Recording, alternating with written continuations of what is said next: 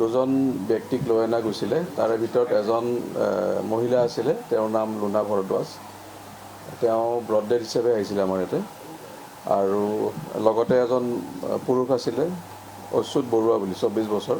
লুনা ভৰদ্বাজৰ বয়সটো আমাক 22 বুলি আমি গম পালোঁ। আৰু অচ্যুত বৰুৱা আমি ট্ৰিটমেণ্টখিনি চলাই আছোঁ। তেখেতে আহোঁতে তেওঁৰ ব্লাড প্ৰেছাৰ আৰু পালছ ৰেকৰ্ড নাছিলে, আৰু তেওঁ আঘাতপ্ৰাপ্ত আছিলে। গোটেইখিনি আমি লগে লগে যোনখিনি কৰিব লগা আছিলে আমাৰ ইমাৰ্জেঞ্চিত কৰি পেলাই আমি তেখেতক আমাৰ যোনটো জেনেৰেল ICU তালৈকে শ্বিফ্ট কৰা গ'ল। তেওঁ এতিয়া তাতে বৰ্তমান 5th ফ্ল'ৰত তেওঁক আমি এডমিশ্যন দিছোঁ। আৰু বৰ্তমান তেওঁ কথা পাতি আছে।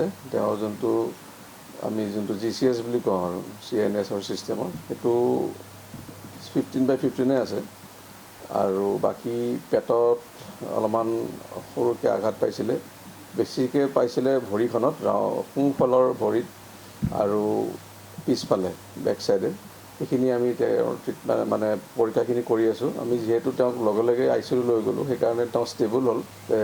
6:12 পৰা 9:30লৈকে তেওঁৰ BPখিনি উঠিছে। এতিয়া উঠি পেলাই আমাৰ এতিয়া 90ৰ পৰা 90/60লৈকে উঠি আহিছে BP। আমি দৰৱ কিছুমানো দিছোঁ আৰু পালছটোও আহিছে। কথাখিনি কৈ আছে তেওঁ।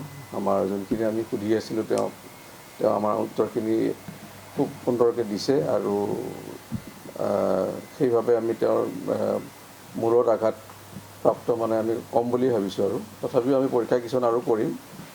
যেতিয়া বেছিকৈ ষ্টেবল হ'ব আমি তললৈকে নমাই আনি আমাৰ যোনবিলাক CT আমাৰ ICUত কৰি ল'ম। বৰ্তমান আমি তাতে বেডছাইড আল্ট্ৰাচাউণ্ড কৰি ল'ম। এতিয়া গৈছে অলৰেডি ৰেডিঅ'লজিষ্ট, আৰু ঘৰৰ মানুহক অলৰেডি পুলিচে খবৰ দিছেই।